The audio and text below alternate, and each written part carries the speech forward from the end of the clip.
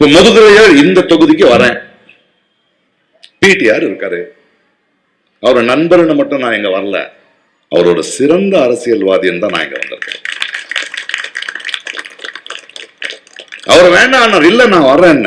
இன்னொருத்தர் சி சுந்தரன் இருக்காரு, தரம் இல்லாத பேச்சு பேசுறதுக்கு நான் இங்க வரல, நானு உங்களை சில கேள்விகள் கேட்டு ஆகணும். மிஸ்டர் சுந்தர், நீங்க ஒரு சினிமா டைரக்டர், பரவாயில்ல வாங்க அரசியலுக்கு. ஆனா எப்படி வந்தீங்க?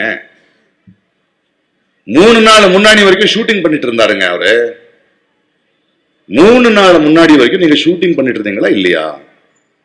திடீர்னு நீங்க கேண்டிடேட் அறிவிச்ச நீங்களே ஆச்சரியப்பட்டீங்களா இல்லையா?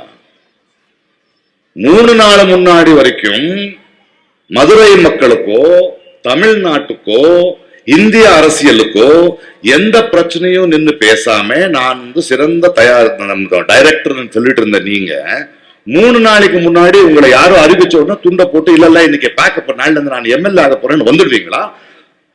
மதுரை மக்கள் என்ன ஏமாந்து போயிட்டு இருக்காங்களா? அதை கேட்கறதுக்கு இன்னும் தெளிவா போலாம். நீங்க எந்த கட்சி?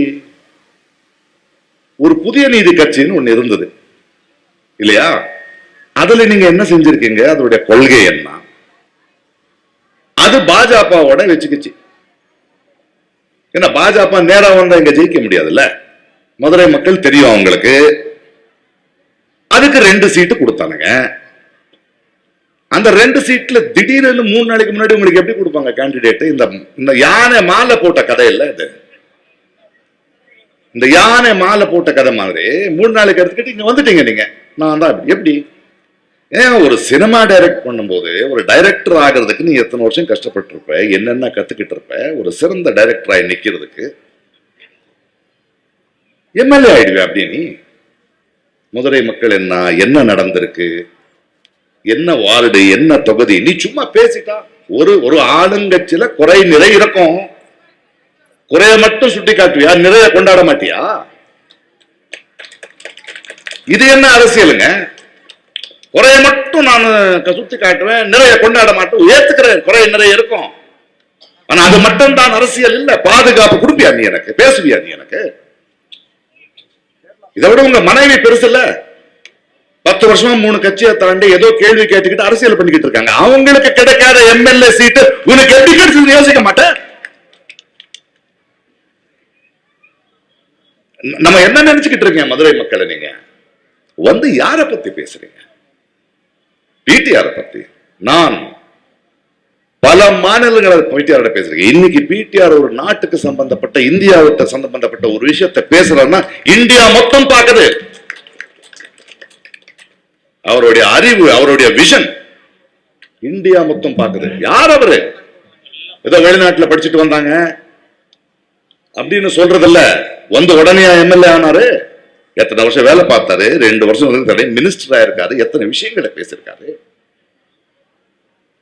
இன்னைக்கு எல்லா கட்சிகளும் இந்திய அரசியல திரும்பி பார்க்கிற அரசியல்வாதி யாராவது இருந்தா அதுல மதுரையோட பெருமை பிடிஆர். அந்த நண்பனை பத்தி பேச வந்திருக்கேன். 2 பேருக்கு போட்டின்னா, சமமான போட்டின்னு நான் பாக்குறேன். எனக்கு பிடிஆர் யாருன்னு சொன்னா அவர் 2 தடவை இதா இருக்காரு, மினிஸ்டரா இருக்காரு, இவ்வளவு பண்ணிருக்காரு, ரெக்கார்டு இருக்கு. உன்னுடைய ரெசிப்ட் எங்கப்பா? எதை நம்பி நானு என் நாட உன் கையில கொடுக்கிறது? இதை நம்ம யோசிக்க வேண்டியதா இருக்கு மக்களே. எனக்கு யார் மேலேயும் வெறுப்பும் இல்லை. மாற்றம் வேணும், மாற்றம் வேண்டான்னு யாரும் சொல்றது இல்லை. மாற்றம் மட்டும்தான் மாறாதது. ஆனா எந்த மாதிரியான மாற்றம்? ஏமாற்றம் ஆயிடக்கூடாது இல்லையா? ஏமாற்றம் ஆயிடக்கூடாது இல்லையா? மாற்றம், முன்னேற்றத்துக்கான மாற்றத்தை நம்ம ஏத்துக்கலாம். இது சீரழிவு. இந்த சீரழிவை நம்ம எப்படி ஏத்துக்கிறது? பேசுற பேச்சன்னா தரம் என்ன? யாரை பத்தி அதை பேசிக்கிட்டு இருக்கீங்க? அதை யோசிக்கணும். அந்த பேச்சை கேட்டுதான் நான் பிடிஆருக்கு சொன்னேன், உங்களுக்கு அந்த தரமான பேசு வராது, நான் வந்து பேசுறேன். நான் எனக்காக பேச மாட்டேன், மக்களுக்காக, மக்களோட நின்னு பேசுறேன் அப்படின்னு தான் வந்திருக்கேன். மக்களே, நான் கடைசியா ஒரே ஒரு வார்த்தை சொல்றேன். இந்த அடிமை கும்பல் என்ன இருக்கோ, இந்த சினிமா கும்பல் இருக்கோ, அது வேணுமா? நம்ம திராவிட மாடல் வேணுமா? அதை நீங்க யோசிக்கணும். இன்னொரு வார்த்தையும் சொல்றேன், இது டிஎம்கேக்கோ அதிமுக அணிக்கோ நடக்கிற தேர்தல் இல்லை. இது விஜய் சொல்ற மாதிரி டிவிக்கோ டிஎம்கேக்கோ நடக்கிற தேர்தல் இல்லை. ஒற்றுமைக்கும் பிரிவினைக்கும் நடக்கிற தேர்தல்,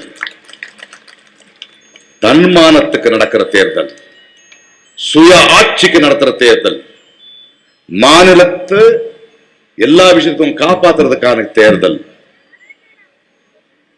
மதுரை வீரமண்ணு வீரமண்ணு வீரமண்ணு சொல்றீங்க, கேள்விப்பட்டிருக்க. அதை செஞ்சு காட்டுறீங்கன்னு நான் நம்புறேன். நல்லது நடக்கும். தேங்க்யூ.